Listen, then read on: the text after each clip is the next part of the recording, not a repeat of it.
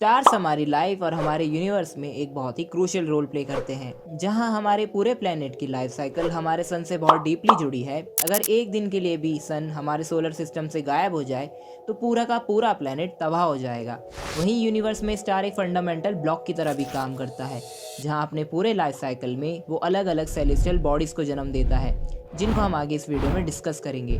But ये stars आखिर existence में आते कैसे हैं? बिलियंस ऑफ ईयर्स पहले बिग बैंग होने के बाद जब सिंगुलैरिटी में प्रेजेंट मैटर अपने आप को तेजी से एक्सपैंड करने लगा, वहीं इसी मैटर एक्सपेंशन के चलते गैसेस और डस्ट पार्टिकल के बड़े बड़े बादल बन गए, जिन्हें हम जाइंट गैस क्लाउड कहते हैं।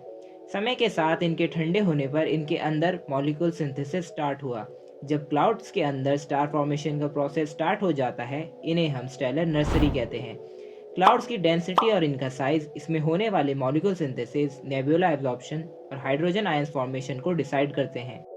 मॉलिक्यूल फॉर्मेशन के कारण क्लाउड में डेंसिटी बढ़ने लगती है, जिसके कारण डस्ट पार्टिकल और गैस मॉलिक्यूल्स बढ़ते मास के कारण ग्रेविटी के थ्रू आपस में जुड़ने लगते हैं, जिन्हें हम क्लम्प्स या नॉट्स कहते हैं।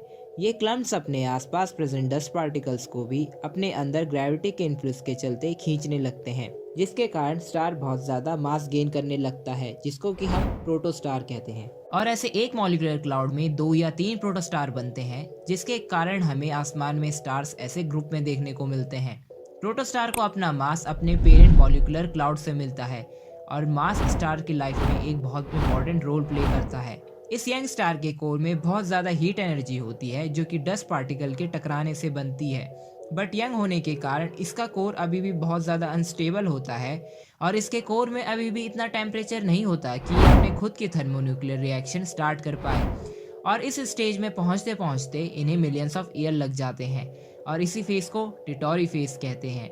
टिटोरी फेज में स्टार अपने चारों तरफ प्रेजेंट मॉलिक्यूलर क्लाउड को स्टेलर विंड और रेडिएशन के चलते खो देता है। स्टार ग्रेविटी के चलते अपने आप को धीरे धीरे कॉन्ट्रैक्ट करने लगता है, जिसके कारण कोर में टेम्परेचर बढ़ने लगता है, और स्टार अपनी लाइफ के नए फेज में पहुंचता है, जिसे हम मेन सीक्वेंस फेज कहते हैं। इसमें हमारा स्टार अपनी खुद की फ्यूजन रिएक्शन करने के केपेबल हो गया है। इसकी कोर के अंदर हाइड्रोजन के प्रोटॉन हीलियम में कन्वर्ट होना स्टार्ट हो चुके हैं, जिसे हम न्यूक्लियर फ्यूजन रिएक्शन कहते हैं। ये रिएक्शन एक एक्सोथर्मिक प्रोसेस है, जो कि इतने लार्ज स्केल पे हो रही है, जिससे एक humongous amount of energy release होती है। बट सभी स्टार्स इतने लकी नहीं होते, जिसका मेन रीज़न इनका लो मास होता है। जिन भी स्टार्स का मास सन से कम होता है, उनके अंदर थर्मोन्यूक्लियर रिएक्शन कभी स्टार्ट ही नहीं होती, और ये कभी हीट और लाइट देने के कैपेबल ही नहीं होते, जिसके कारण इन्हें फेल्ड स्टार कहा जाता है। मिलियंस ऑफ ईयर्स तक एनर्जी ऐसे प्रोड्यूस करने के बाद स्टार के अंदर का फ्यूल धीरे धीरे खत्म होने लगता है, जिसका सीधा असर न्यूक्लियर फ्यूजन रिएक्शन में दिखता है। हाइड्रोजन फ्यूल खत्म होने से कोर का साइज धीरे धीरे श्रिंक होने लगता है। श्रिंकेज के कारण कोर में बची खुची हाइड्रोजन और तेजी से जलने लगती है, और इस रिएक्शन से निकलने वाली एनर्जी स्टार की आउटर लेयर को बाहर की तरफ पुश करती है, जिससे स्टार का साइज धीरे धीरे बढ़ने लगता है, और ये एक रेड जायंट स्टार में ट्रांसफॉर्म हो जाता है। इसका कलर येलो से रेड में चेंज होने लगता है, क्योंकि इसका टेम्परेचर कंपेरेटिवली काफ़ी लो होता है। बट यहीं मास अपना सबसे बड़ा रोल प्ले करता है। जिनका मास सन के बराबर होता है वो रेड जायंट स्टार बनते हैं, बट जिनका मास सन के मास से बड़ा होता है वो रेड सुपर जायंट स्टार बनते हैं। अपने लाइफ की फाइनल स्टेज में स्टार्स अपने मास के अकॉर्डिंग अपने अगले फेज में जाते हैं, जहां रेड जायंट स्टार के कोर में हाइड्रोजन फिल्म खत्म होते ही स्टार प्लैनेटरी नेबुला में चेंज हो जाता है। स्टार का कोर अनस्टेबल होने के कारण ये स्ट्रॉन्ग स्टेलर विंड्स को प्रोड्यूस करता है, जो अपने साथ स्टार के आउटर लेयर को भी ले जाती हैं, और पीछे सिर्फ एक छोटा ब्राइट कोर रह जाता है, जिसे हम व्हाइट ड्वार्फ कहते हैं।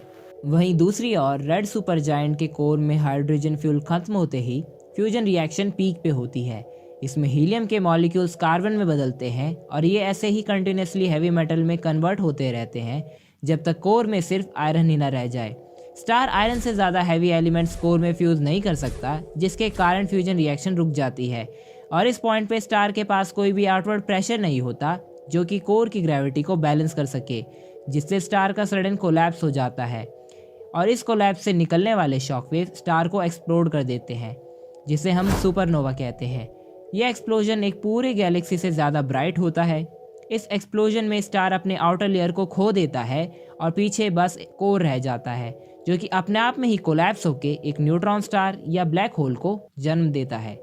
ये लॉस्ट आउटर लेयर्स यूनिवर्स में घूमते घूमते किसी और गैस क्लाउड से जुड़ जाती हैं, जहां ये एक न्यू स्टार की फॉर्मेशन के लिए रॉ मटेरियल बनती हैं।